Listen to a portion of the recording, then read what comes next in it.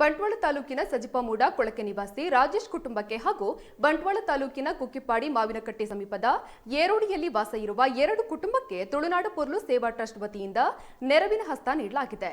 ರಾಜೇಶ್ ಅವರು ಅಪಘಾತವಾಗಿ ಕೈ ಮತ್ತು ಕಾಲು ಸ್ವಾಧೀನ ತಪ್ಪಿ ಹೋಗಿತ್ತು. ಇನ್ನು ರಾಜೇಶ್ ಅವರ ಹೆಂಡತಿ ಆಶಾ ಕಾರ್ಯಕರ್ತೆಯಾಗಿ ಕೆಲಸ ಮಾಡ್ತಾ ಇದ್ದು ಕುಟುಂಬ ನಡೆಸೋದಕ್ಕೆ ಬಹಳ ಕಷ್ಟವಾಗಿತ್ತು. ಈ ಕಾರಣಕ್ಕಾಗಿ ರಾಜೇಶ್ ಮತ್ತು ರವಿ ಪೂಜಾರಿ ಕುಟುಂಬಕ್ಕೆ ತುಳುನಾಡು ಪೊರ್ಲು ಸೇವಾ ಟ್ರಸ್ಟ್ ಆರ್ಥಿಕ ಸಹಾಯವನ್ನ ನೀಡಿದ್ದಾರೆ.